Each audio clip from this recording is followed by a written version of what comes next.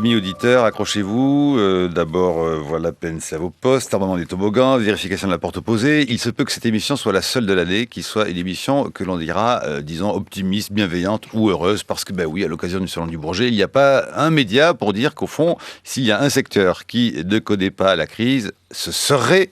C'est moi qui rajoute le conditionnel, ce serait le secteur de l'aéronautique, aussi bien civil que militaire, l'aviation. Enfin bref, voilà, le Salon du Bourget est parti sur ses rails. Le Air Paris Show, comme titre le Herald Tribune, est lancé et sera ouvert au public à partir du milieu de la semaine prochaine, vers jeudi, je crois, prochain, Michel Polaco. Vendredi, samedi, dimanche, pour le grand public, mais auparavant les hommes de l'art, comme vous bien sûr, et nos invités que je salue. Agnès Paillard, bonjour. Bonjour. Présidente du pôle de compétitivité Aérospace Valais. Mais oui, parce que c'est important, l'industrie aéronautique, ce sont plein de petites industries, c'est ça, qui font le succès et qui ne connaissent pas la crise a priori. Absolument, oui, ce sont plusieurs milliers d'entreprises de toute taille, toutes petites, entreprises de taille intermédiaire, qui forment en fait une chaîne de production et qui permet de produire, de livrer à l'heure.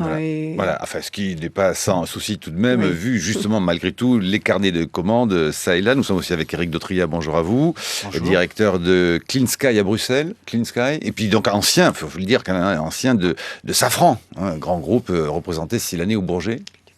Oui, tout à fait. Clean Sky est une entreprise commune, conduite à la fois par la grande industrie européenne et par l'Union européenne elle-même, avec un financement partagé d'activités de recherche technologique qui visent à construire des grands démonstrateurs. Voilà. Et puis vous avez aussi collaboré, notamment avec travaillé au CNES, notamment sur les programmes de lancement des fusées Ariane. Et vous êtes l'auteur de L'espace en quelques mots, d'aventure à Zénith au Cherche Midi en 2013. Et donc Michel Polaco, faut-il vous présenter Michel Polaco, le commandant de bord à Radio France sur toutes ces questions-là. Et vous publiez également une brève histoire de l'aviation chez Jean-Claude Béard Éditions. Et c'est sorti il y a quelques jours, une dizaine de jours. Alors, donc, est-ce que vraiment le secteur ne connaît pas la crise ? En quoi ce 50e Salon du Bourget est-il représentatif ? Et en quoi, au fond, va-t-il peut-être donner du baume au cœur, qui sait, au moins pendant quelques jours, aux Français, en sachant que, alors, on va y voir sans doute voler aujourd'hui l'A350, qui sera concurrencé par le Boeing 787, c'est cela, que l'on note tout de même qu'il y a, par exemple, un grand retour des Russes, absent 2003, mais qu'il n'y aura pas l'US Air Force. Vous expliquerez tout cela tout à l'heure, qu'il y a les motoristes très importants, et puis qu'il y a au fond les carnets de commandes, ça et là, y compris chez Dassault, aussi bien dans l'aviation civile que militaire. Est-ce qu'il faut prendre au pied de la lettre le mot de notre ministre du redressement productif, cher Michel Polaco, que au fond, l'aéronautique, c'est l'antidépresseur de l'économie française? Alors c'est vrai que cette bonne humeur n'a aucune raison d'être factice ou d'être prise pour factice, parce que ce Salon du Bourget est l'illustration une nouvelle fois de la bonne santé et de la variété de tout ce qui est produit dans le monde et du grand intérêt de l'ensemble des industriels et de l'ensemble des pays du monde pour y venir. C'est le plus grand salon du monde. Là on peut être un peu franchouillard. La première exposition de locomotion aérienne avait lieu en 1909 à Paris au Grand Palais.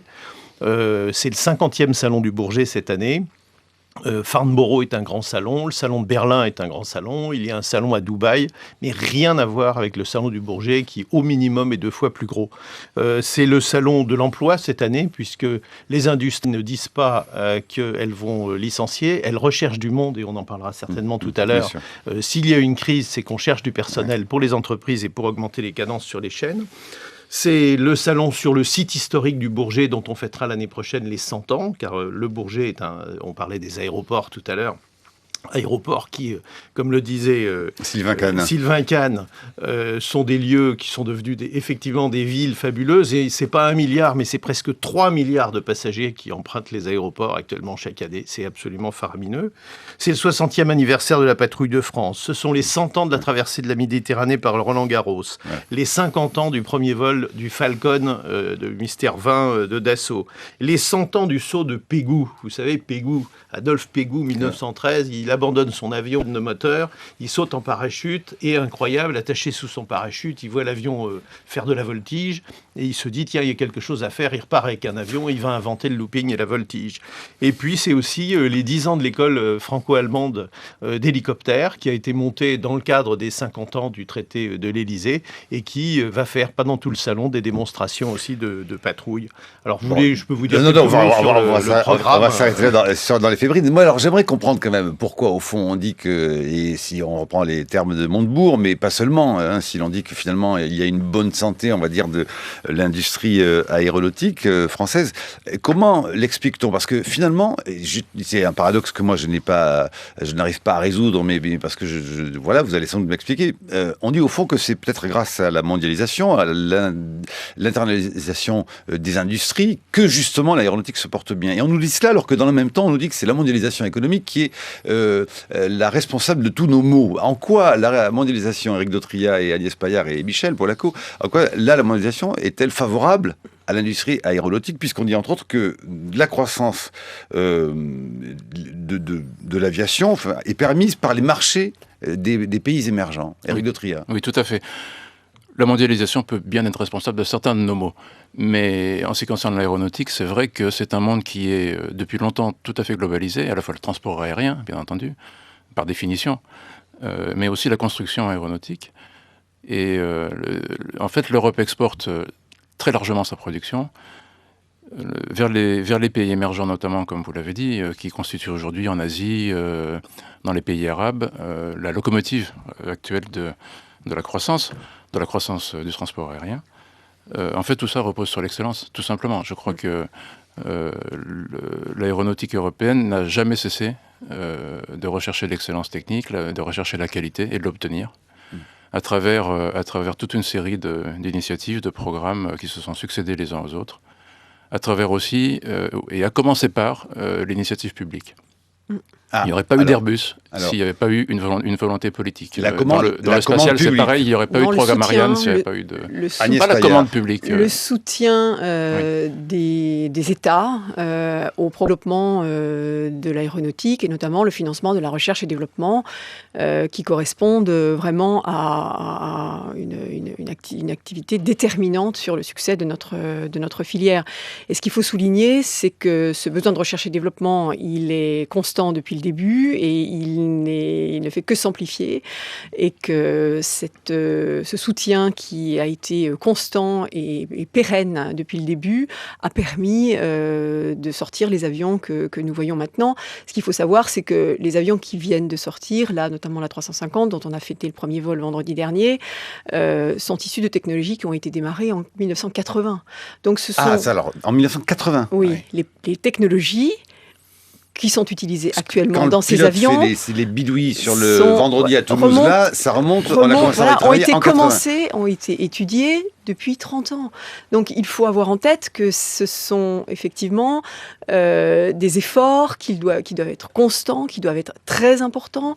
Développer un avion comme celui-là, c'est 10 milliards d'euros. Vous voulez dire par là que ça a une valeur d'exemple pour les autres secteurs de l'industrie, Madame Paillard ? Peut-être. Enfin, ce qu'il faut voir, c'est que le niveau d'exigence de cette filière est tel que l'on est obligé d'y amener d'énormes efforts de technologie et que, bien évidemment, ces efforts de technologie doivent être partagés. Il est important que l'industrie ne soit pas seule à porter les efforts pour anticiper les besoins de notre marché. Est-ce que, Michel Polaco, l'avion n'est pas, au fond, un objet magique qui pourrait résoudre et qui semble résoudre toutes les contradictions dans lesquelles on se débat sur tous les autres versants de l'actualité, j'allais dire, économique et industrielle ? 1. La mondialisation économique fait nos malheurs, pas dans l'aviation. 2. L'Europe fait nos malheurs, pas dans l'aviation. 3. Quand l'État intervient, il fait notre malheur, pas dans l'aviation. Dans l'aviation, d'abord, il faut parler de l'aéronautique, de l'aérospatial, l'aéronautique, le spatial et même la défense, parce que c'est un univers absolument large et où tout se touche. La plupart des technologies sont duales. On fabrique du civil avec du militaire avec du civil, etc. On fabrique des fusées avec des technologies qui ont servi avant à fabriquer des missiles de sous-marins ou des choses comme ça. Voilà. Donc tout se tient.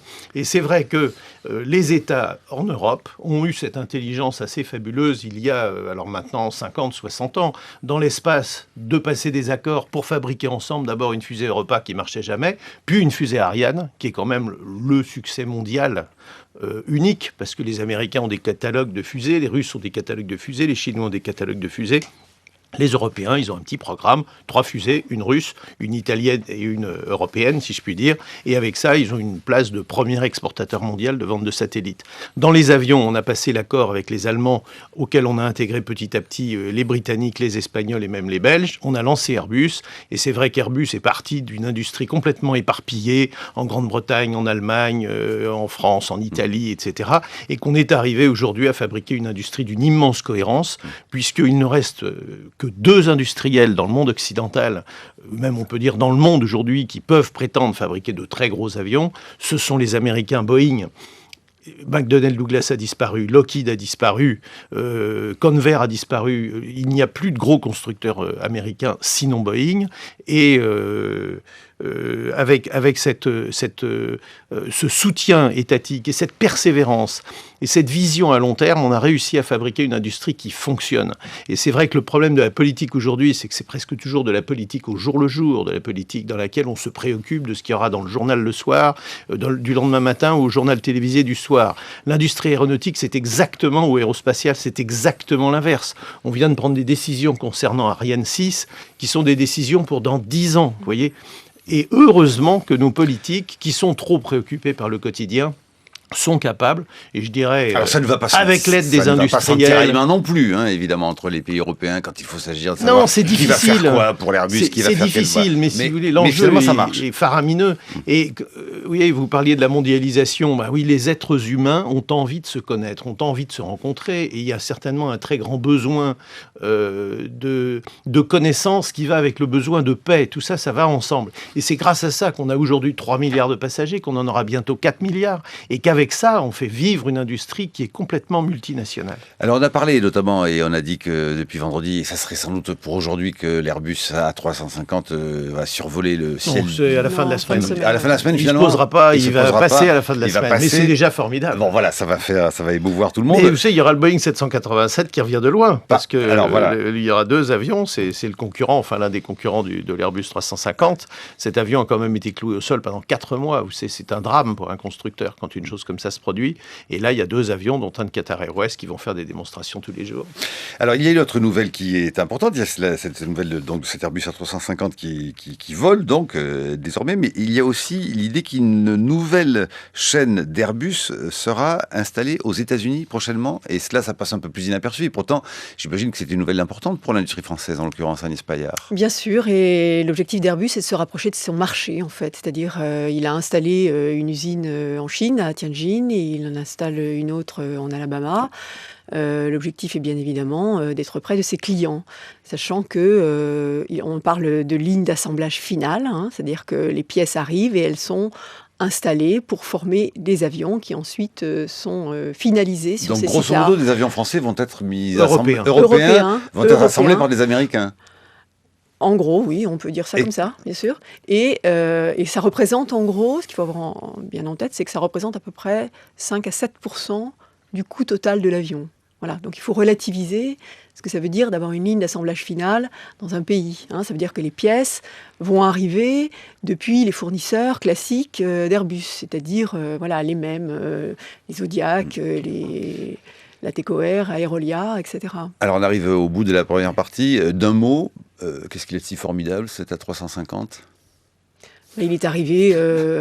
avec des performances qui ont été exactement prévues par tous les simulateurs, tous les... C'est quoi ? 50% de matériaux composites. Voilà. Une organisation industrielle assez exceptionnelle qui permet de l'assembler extrêmement vite. En quoi il est mieux que le Boeing concurrent qui va survoler aussi le ciel de Paris ? C'est le dernier. Ah. Le Boeing 787 a commencé à voler il y a 2 ans. Il a été conçu avec des technologies qui sont un tout petit peu moins pointues. C'est le dernier. Il va être celui qui consomme le moins, qui fait le moins de bruit, etc.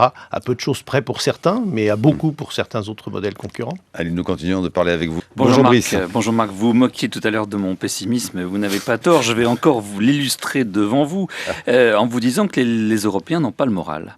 Notre union est la seule région du monde à ne pas se remettre de la crise de 2008. La baisse de la consommation dans les pays du Sud commence à entraîner un blues de ceux du Nord eux-mêmes. Il n'est jamais bon de voir ses clients s'appauvrir. La preuve, l'électroménager est en berne, les ventes d'automobiles ne cessent de reculer. Pourtant, vous le disiez depuis ce matin, Marc, il y a un secteur industriel en Europe qui tourne à plein régime, et ce secteur, c'est l'aéronautique. Et pour cause, voilà l'une des industries les moins dépendantes de la demande européenne. Or, le reste du monde, hors l'Europe, connaît une croissance vigoureuse. Chez les émergents, une population de plus en plus nombreuse accède aux revenus qui permettent de se déplacer en avion.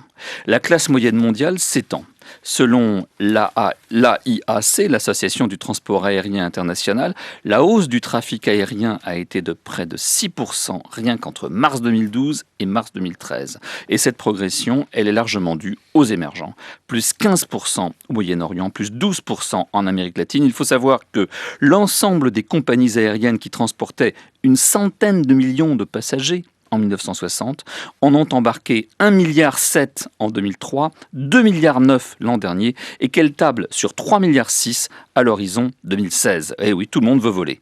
Les deux grands constructeurs mondiaux, Airbus et Boeing, estiment que le nombre de Chinois et d'Indiens achetant un billet d'avion va plus que quadrupler en 20 ans.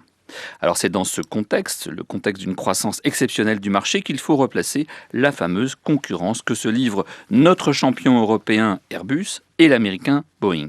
Selon David Barou du quotidien Les Échos, le secteur aéronautique peut se décliner en 4 segments. On va voir si nos experts sont d'accord avec lui.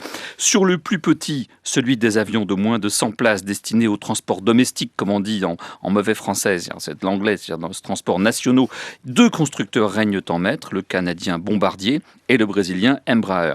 Immédiatement après viennent les monocouloirs, comme l'A320, utilisés par les transporteurs low cost. Ce sont des espèces de bus du transport aérien, créneaux sur lesquels Airbus et Boeing vont devoir affronter, on le voit au Bourget, le C-Série de Bombardier.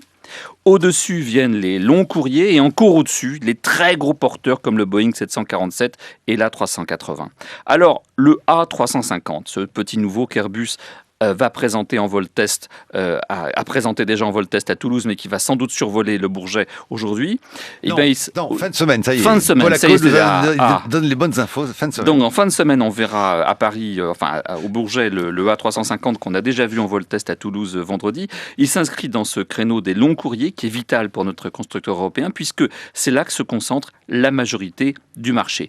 La concurrence, on le sait, sera rude, puisque Boeing, avec son 777, y est déjà installé en position dominante, et que la firme américaine lui a donné, fin 2009, un successeur avec le 787 Dreamliner, qui consomme 20% de moins de carburant que l'A330, grâce à l'utilisation de matériaux composites. Le A350 d'Airbus, il a pour mission de contrer à la fois le 777, mais aussi le 787 de Boeing, et de faire ainsi oublier l'échec de l'A340, un avion beaucoup trop gourmand avec ses 4 moteurs, et surtout celui de l'A380, que les compagnies aériennes boudent depuis qu'on a découvert des micro-fissures dans ses ailes.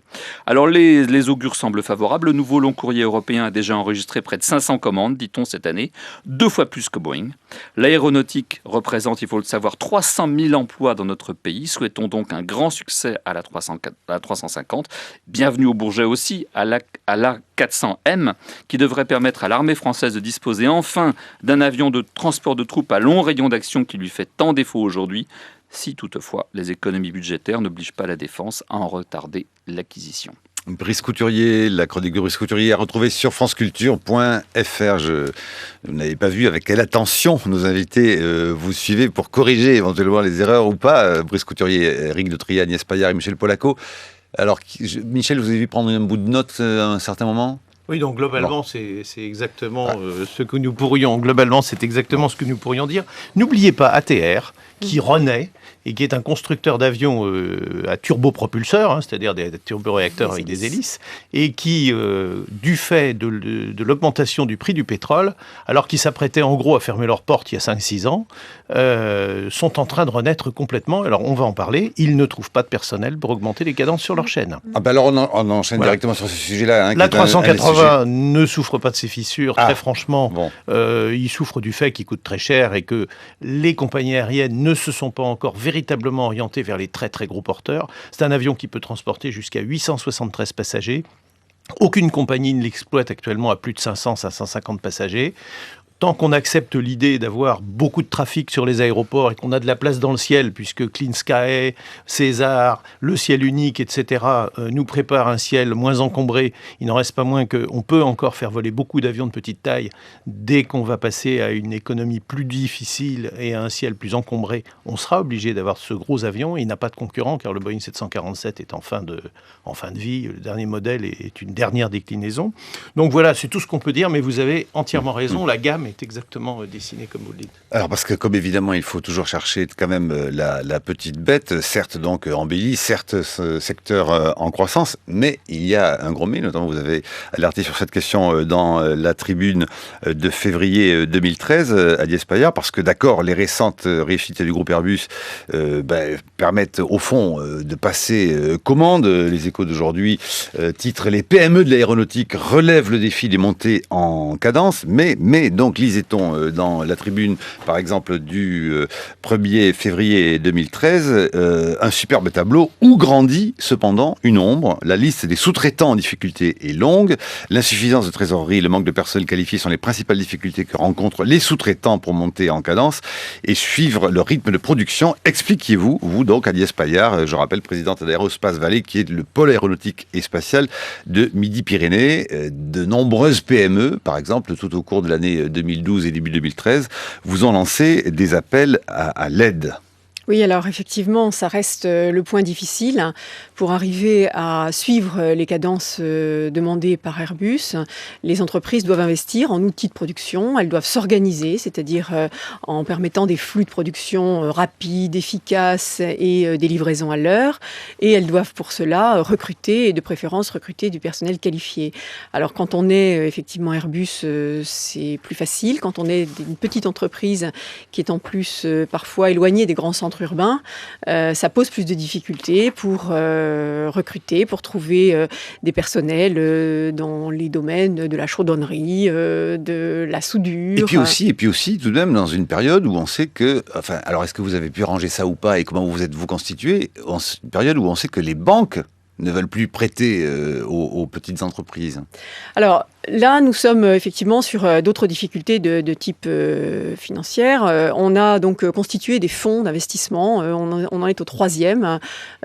Ces fonds sont capitalisés par les grands groupes. Airbus vient de remettre 40 millions d'euros au pot sur un fonds d'investissement qui s'appelle Aerofound. On en est à Aerofound 3, qui permet donc d'investir en fonds propres dans les entreprises. Mais les entreprises ne sont pas toutes prêtes à ouvrir leur capital et donc il faut les pousser à rentrer dans ce genre de processus. Sylvain Kahn ? Oui, alors pour moi aussi, peut-être rompre un tout petit peu avec l'optimisme ambiant. Il n'y a pas si longtemps, le Airbus avait quand même décrété un très grand plan de restructuration qu'on appelait Power 8. Alors, on n'en parle plus beaucoup aujourd'hui. Est-ce que c'est parce que c'est un succès énorme ou est-ce que c'est parce que c'est passé par pertes et profits ? Et puis d'autre part, moi j'ai souvenir aussi qu'on disait quand même que l'un des problèmes de l'industrie aéronautique européenne, c'est qu'elle était sur un espace industriel très fragmenté, beaucoup trop fragmenté, et qu'à terme, il faudrait effectivement avoir une concentration sur quelques sites uniquement. Où en est ce problème-là, si toutefois c'est un problème que vous reconnaissez ? Alors, on souffre effectivement, notamment en France, d'une industrie qui est trop fragmentée et avec des entreprises qui sont trop petites comparativement à l'Allemagne, notamment, qui a su monter des entreprises que l'on dit de taille intermédiaire et qui permettent donc d'avoir une assise pour s'organiser, pour aussi financer, par exemple, les fournitures qui est beaucoup plus propice à une meilleure efficacité. C'est vrai que la France souffre donc de ces entreprises qui sont trop petites, même si tous les acteurs en place, à commencer par Airbus, s'organisent justement pour faire ce mécano industriel et tentent de rapprocher des entreprises avec un certain succès. Est-ce qu'il ne faut pas le faire à l'échelle européenne aussi, ce mécano industriel ? Absolument. Alors, il y a aussi une chose qui est intéressante, c'est que ces entreprises-là, actuellement, sont toutes en train de passer la main à la 2e génération, 2e ou 3e génération. Et en fait, ce sont souvent les fils ou les filles qui s'organisent et qui permettent cette croissance. Donc, c'est plutôt un message d'optimisme sur ce sujet-là. Sur cette question, toujours, Éric Dautriat ou Michel Polacco? Oui, l'industrie aéronautique française notamment est rassemblée aux deux extrêmes. Des très grands leaders et puis beaucoup de PME, parfois trop petites. Au niveau des grands leaders, par exemple, on les retrouve parmi les principaux acteurs de Clean Sky en Europe. Vous avez Airbus qui n'est pas totalement français, mais tout de même. Eurocopter, même chose. Safran, Thales, Dassault. Sur les 12 leaders de Clean Sky, il y en a 5 qui sont en totalité ou partiellement français. Et ce qui manque, c'est un tissu intermédiaire suffisamment solide.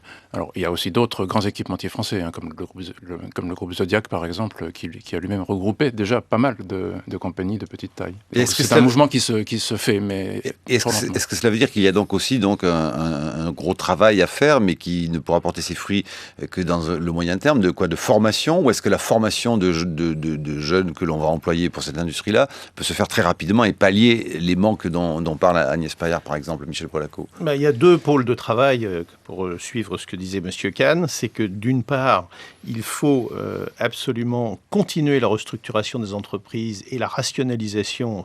Power 8 n'est pas terminée. Mais on n'en parle plus. Pourquoi? Parce qu'actuellement, on livre en gros 550 avions par an chez Boeing, 550 avions par an chez Airbus. C'est-à-dire qu'on fait des chiffres d'affaires qui sont astronomiques. Hein.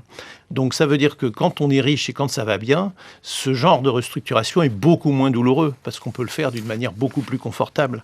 Donc ça, c'est un aspect considérable. Deuxièmement, il faut promouvoir la recherche, mais il faut aussi effectivement que les écoles, les facultés fournissent les personnels dont on a besoin. Airbus embauche cette année 15 000 personnes, c'est pas rien. Chez Dassault, on embauche, chez Thales, on embauche, chez tous les industriels du secteur aérospatial, on embauche, et même chez certains de la défense, alors que pourtant la défense se porte moins bien, mais les industries françaises, les écoles françaises, le système de formation français ne sait pas fournir. Et quand on va installer une chaîne de montage aux États-Unis ou en Chine, il faut reconnaître que c'est évidemment Airbus, pour faciliter la commercialisation, c'est pour faire un geste important, pour montrer qu'on produit aussi chez le client. Mais il y a aussi une chose, c'est qu'on trouve du personnel qu'on ne trouve pas chez nous. C'est pas les mêmes tailles de territoire non plus. Brice C'est pas les mêmes tailles de territoire. Brice Couturier et Stéphane Rosès. Brice. Oui, vous allez encore me traiter de Cassandre Marc, mais je voudrais souligner Vous savez que... Cassandre a fini par avoir raison, hein, cela dit. Vous savez on oublie toujours de dire qu'elle avait... Oui, on va tous mourir. De toute façon, on va tous mourir à long terme, comme disait Keynes. Non, mais il y a l'aéronautique civile, effectivement, il est aujourd'hui, il se porte bien, mais il y a l'aéronautique militaire. Hein, et il ne faut pas oublier que cette industrie repose sur ces deux pieds-là. Or, le militaire, aujourd'hui, il irrigue par ses technologies le civil. Et aujourd'hui, les armées occidentales subissent des coupes budgétaires impressionnantes. Ça sera aussi le cas de la France. Je parlais du A400M. Enfin, la France pourrait bénéficier d'un avion transport de troupes gros porteur. Alors qu'il ne faut pas oublier que quand nous sommes intervenus encore au Mali, nous avons dû louer, et en Libye, louer des transports de troupes aux Américains, voire aux Russes, qui est quand même assez spectaculaire. Mais ce secteur aéronautique militaire, en ce moment, il se porte assez mal. Est-ce que ça va pas avoir des conséquences sur le plan technologique et sur le plan financier pour les constructeurs? La première conséquence, mais Agnès Paillard va y venir, c'est que moins d'argent dans la recherche, et c'est vrai que la défense aujourd'hui a toujours été le premier vecteur de recherche, moins d'argent dans la recherche, ça va avoir des conséquences considérables. D'un autre côté, il y a un transfert qui se fait quand même un peu, et l'industrie civile, du fait de sa bonne santé, normalement, devrait quand même pallier un peu ce moins d'argent. Cela dit, les livres blancs de la défense en France, mais les budgets de défense en Europe, les budgets même de défense aux États-Unis, même si à l'instant, les Américains, la semaine dernière, ont commandé quand même d'un seul coup 250 hélicoptères Chinook de très grosse taille, une centaine de V-22 Osprey de très grosse taille. Je veux dire qu'on est quand même dans un univers où l'État commande suffisamment pour aider l'industrie à produire et donc à poursuivre. En Europe, il ne faut pas rêver. Je pense qu'on est en train de terminer et de bâcher la construction d'avions de combat. Le Rafale sera certainement le dernier avion de combat français. Et en Europe, il y en a deux. On peut dire deux avec l'Eurofighter. Il n'est pas du tout sûr que dans 30 ans, il y aura encore un avion de combat européen. Bon, et puis si je veux continuer à embrayer sur ce que disait Brice Couturier, effectivement, alors on mettait en valeur tout à l'heure l'action de l'État dans l'excellence de notre aéronautique, mais là où nous avons failli aussi, alors et la question est au cœur de l'actualité, c'est sur la question des drones. Jean-Yves Le Drian a poussé son cri à dire qu'on allait en acheter aux États-Unis parce que on n'est plus en mesure Et c'est trop tard, on n'a pas anticipé nous-mêmes d'en fabriquer, Michel Polaco, Éric de Tria, cette question des drones qui est un peu au centre chaque fois des préoccupations sur la question de la défense. On n'a pas anticipé à les développer surtout et à mener les activités amont nécessaires. Vous voyez comme quoi c'est justement la démonstration, cette fois par l'exemple contraire, de la nécessité de cette approche de très long terme, qui est essentielle dans l'aéronautique, vraiment essentielle. Alors, c'est pas fichu pour autant. Il y a quand même aujourd'hui, par exemple, le. Mais on va passer commande qui est Thales, un programme européen. Dassault sont en train de préparer des choses, mais c'est vrai que depuis 20 ans, on n'a pas démarré. En plus, la réglementation, bien sûr, avec British Aerospace, avec les Allemands, mais il est vrai que depuis 20 ans, on n'a pas démarré. Il est vrai aussi que la réglementation en Europe ne permettait pas de faire des essais de drones, c'est-à-dire de faire voler des avions piloté depuis le sol, un drone c'est un avion piloté depuis le sol, et que ça a évidemment handicapé considérablement. Puis quand il n'y a pas de commande militaire, comme le drone d'abord avait une finalité militaire, maintenant c'est un peu en train de se transformer. Mais d'abord une finalité militaire, l'industrie n'a pas démarré. Agnès Paillard ? Oui, il y a des applications civiles aux drones qui sont innombrables. Éric de Tria. Il y a un autre domaine qui souffre exactement du même problème, du même mal, c'est le spatial militaire. L'Europe a été incapable, jusqu'à présent, de définir une stratégie spatiale militaire, alors que c'est devenu aujourd'hui une composante essentielle de toute stratégie. Les Américains l'appellent Space Dominance. Ils ont toujours eu à cœur de l'acquérir et de la garder. Ils ne la laisseront pas facilement partager par d'autres. C'est une faiblesse majeure de l'Europe. Stéphane Rosès. Oui, vous nous dites quand même à quel point tout ce secteur de l'aéronautique, du spatial, de la défense est un vrai succès européen. Et donc, à contrario, l'Europe connaît tout un tas de difficultés actuellement. Finalement, s'il fallait résumer dans tous les arguments que vous nous avez donnés, ce succès européen vient d'abord, selon vous, du fait qu'au départ, il y avait une vision stratégique. Vous nous l'avez dit, des États, et la France a été de ce point de vue-là en pointe sur la question de ADS, y compris vis-à-vis des Allemands et des Européens. Deuxièmement, est-ce que l'argument principal, c'est de dire, mais c'est parce que c'était quand même très indexé sur la question de la défense, et que c'était peut-être aussi plus facile dans ce secteur de mettre autour de la table des Européens, ou est-ce que vous nous dites, mais finalement ces dernières années, c'est ce que vous dites un peu monsieur, dans ces 20 dernières années, justement, il n'y a plus, je dirais, du fait de normes en matière de concurrence, il n'y a plus de vision des Européens sur la question de l'avenir, et puis des normes européennes qui n'aident pas forcément le montage de grands projets. Tout ça hors du secteur aéronautique. Éric de Tria. Oui, les grands programmes n'ont plus le vent en poupe, c'est vrai. Je veux dire, les grands programmes menés par l'État, conduits, disons, d'initiatives étatiques, comme ont été, donc, encore une fois, Airbus et Ariane. Juste, pardon de vous couper, pour ceux qui n'auraient pas écouté la première partie, parce que c'était intéressant, vous dites que l'Airbus qui va survoler à la fin de la semaine le Bourget, l'A350, donc, il a vu certaines de ces technologies, de ces instruments, déjà imaginés, travaillés en 1980. Oui, alors c'est ça qui est intéressant de rappeler, je pense, pour comprendre. Oui, à ce propos, d'ailleurs, Agnès Paillard parlait d'une trentaine d'années, donc effectivement, pour développer des technologies, les développer, afin qu'elles résultent sur un premier avion qui vole, il faut envisager la suite aussi. La production de cet avion, avec quelques modifications, quelques améliorations incrémentales, comme on dit, va durer encore une trentaine d'années. Le dernier avion qui sera produit au bout de ces 30 ans volera 30 ans. Investir dans l'aéronautique, c'est planter un chêne. C'est à l'échelle du siècle. C'est un peu paradoxal pour une industrie de haute technologie comme celle-là. Les smartphones se démodent en 15 jours. Un avion, 100 ans.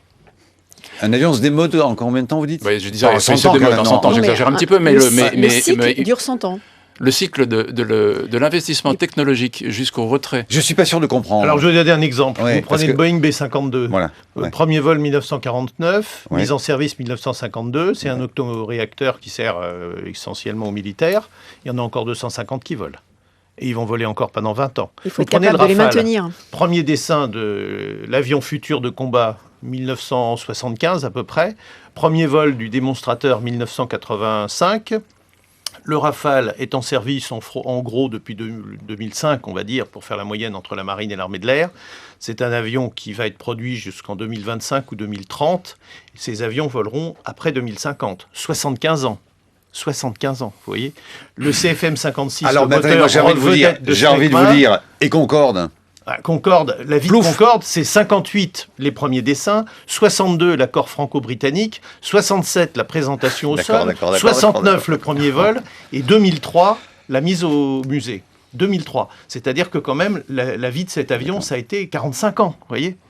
C'est ça les programmes aéronautiques. Et ça, c'est un programme court, Concorde. Agnès Paillard. Et c'est pour ça que la puissance publique doit soutenir une industrie comme celle-ci. C'est-à-dire que la recherche et développement qu'il est nécessaire de faire maintenant pour la conception du prochain avion qui ne devrait pas intervenir avant 20 ans, les innovations technologiques dont on aura besoin, elles se démarrent maintenant. Alors, question tout de même. Alors, qu'est-ce qui fait que finalement, puisqu'on parle de quelque chose qui, malgré tout, fonctionne, encore une fois, sans faire d'angélisme, on sait que les petites entreprises ont des difficultés, que les cycles de formation sont complexes, que sans doute les emplois ne sont pas forcément très stables, enfin, qu'il y a des choses qui seraient sans doute à voir ensuite dans le détail. Mais enfin, disons que, et on le voit bien, cela fonctionne comme chez nous, l'autre fleuron français, l'industrie du luxe. En quoi, finalement, y aurait-il des modèles économiques transposables, puisque ça fonctionne dans d'autres secteurs de l'économie, puisqu'on se plaint tant que tout le reste ne marche pas? Est-ce qu'il y a du transposable, question très naïve, hein, ou pas du tout, parce que c'est très spécifique après tout que de faire des avions et qu'on ne fait pas des voitures comme on fait des avions, qu'on ne fait pas du vin comme on fait des avions, qu'on ne fait pas du nucléaire comme on fait des avions, ou de l'électricité, et que sais-je encore. Alors, ce qu'il faut quand même souligner, c'est que cette filière, par force, a été obligée de s'organiser et de s'organiser entre concurrents. C'est-à-dire qu'en fait, les besoins de recherche et développement sont tels et sont tellement lourds qu'il est obligatoire de les partager. Donc, il y a on ne peut pas faire cavalier seul, quoi, au bout d'un moment. Mais c'est préjudiciable, c'est impossible. C'est impossible. Parce que d'abord, tout se tient. On est obligé de fabriquer un moteur pour un avion, on est obligé de fabriquer des composites pour aller sur un avion mais particulier, on est obligé... Voilà, la chaîne s'organise et il est impératif qu'elle se donne une vision commune et qu'elle fasse en sorte de se partager le travail de recherche et développement, tant les investissements sont lourds. Donc il y a eu une initiative qui a été prise il y a quelques années, qui consiste à faire un conseil de la recherche pour l'aéronautique civile et qui a permis de partager les efforts de recherche et développement, puisqu'on est dans des phases un peu amont, c'est-à-dire qu'on arrive encore à travailler, même entre concurrents frontaux, sur des programmes de recherche amont. Et il faut reconnaître que cette filière est particulièrement bien organisée à cet égard. Éric Dautria. Oui, je voudrais compléter. Au niveau européen, c'est la même chose. Agnès Paillard parle donc du CORAC, ce conseil français. Il existe aussi un conseil au niveau européen qui s'appelle ACAR. Je ne vous dévoile pas ce que signifie le cycle naturellement anglais. Mais enfin, il y est question d'aéronautique et de recherche. Là aussi, il faut s'organiser entre concurrents féroces. Par exemple, Snecma et Rolls-Royce, Eurocopter et AgustaWestland.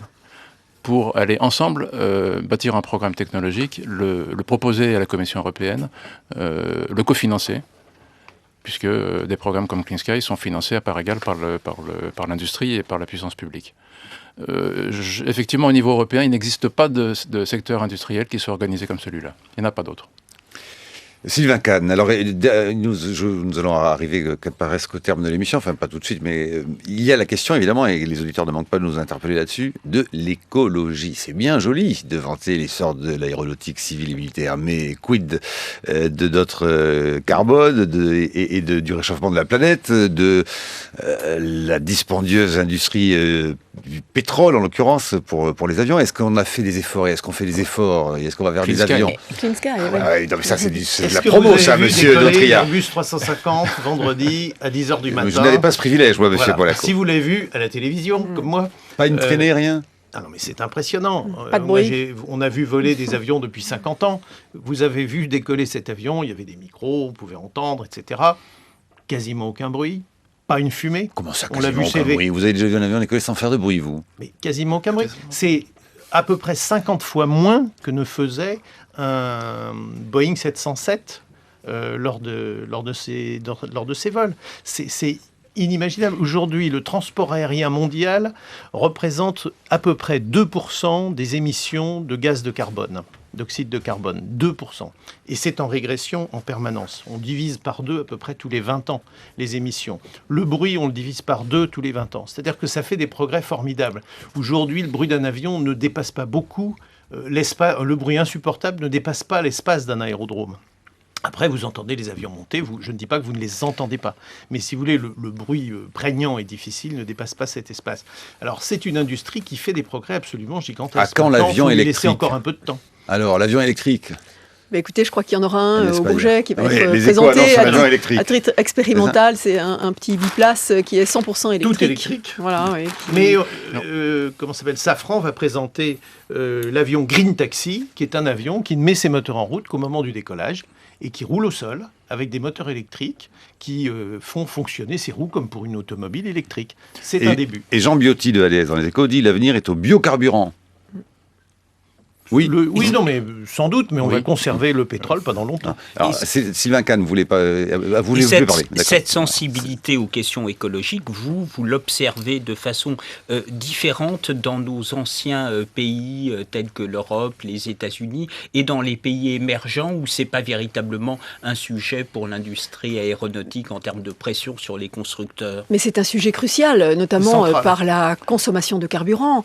Tous les nouveaux avions actuellement, et le succès de l'A320 Neo vient essentiellement du fait qu'il consomme beaucoup moins de carburant et qu'en coût d'exploitation, il est beaucoup plus intéressant. Il faut savoir que dans le prix global de coût de possession, enfin dans le coût de possession total d'un avion, le carburant pèse pour un tiers. Donc la moindre économie correspond à un avantage énorme. D'accord. Oui, Éric Gautria. Oui, pour revenir à l'avion électrique, il y a une certaine ambiguïté souvent dans les termes. Quand on parle d'avion tout électrique, quand il s'agit d'avions de grande dimension, des avions commerciaux, c'est l'énergie de bord dont il s'agit. Donc la climatisation, la mise en œuvre des actionneurs, on remplace l'hydraulique par de l'électricité. On remplace l'hydraulique par de l'électricité. Ainsi, par exemple, effectivement, le roulage électrique au sol mis en œuvre par Safran. Une autre question, tout autre, est de savoir si un avion est capable de voler en étant propulsé par de l'énergie électrique. Alors il y a le Solar Impulse qui est un bel exemple, disons, d'initiative, excitante. Qui vient de faire le tour des États-Unis. Voilà. Il y a ce projet donc de petits avions électriques. On est encore très très loin de faire voler, si ça arrive même un jour, des avions commerciaux avec une propulsion électrique. Reste à savoir d'ailleurs quelle serait l'écologie globale du système et avec quoi l'électricité stockée dans les batteries à bord est produite elle-même. Voilà, c'était donc la seule émission optimiste de l'année, cher Brice Couturier, puisque on n'en finit pas. On en fera d'autres grâce à vous.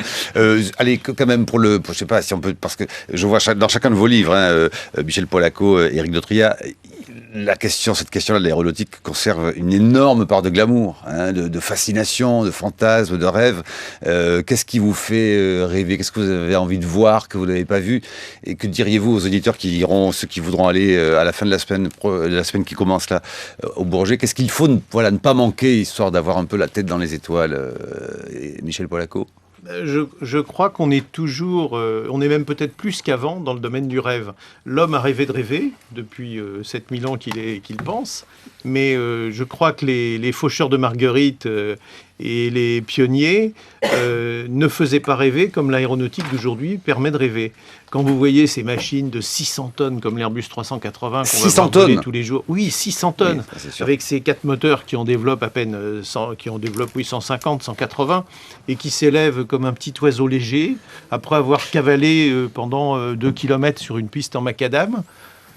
Quand même, vous vous dites qu'il se passe quelque chose qui, pour nous, êtres humains, reste difficile à concevoir. Quand vous voyez ces fusées qui propulsent, soit des Soyouz avec des astronautes des cosmonautes, ou qui envoient ces satellites ou ces sondes dans l'espace, puisqu'on fait quand même beaucoup de recherches, quand même, vous dites que les êtres humains sont en train encore de partir à la quête de plus haut, de plus loin, du rêve. Alors, et vous, Éric Dautria, et puis oui, très vite. Vous savez, quand le sage montre la Lune, l'imbécile regarde le doigt. Quand le lanceur montre la Lune, les gens regardent et la Lune et le lanceur. Ah, ouais. Agnès Paillard. Alors moi, je voudrais vous dire aussi que ce sont des technologies qui sont très très diffusantes dans plein de choses de la vie courante et que c'est aussi un message peut-être d'optimisme pour le reste, c'est-à-dire que les innovations que nous sommes capables de faire dans l'aéronautique et dans le spatial vont pouvoir aussi donner des opportunités de développement dans d'autres secteurs.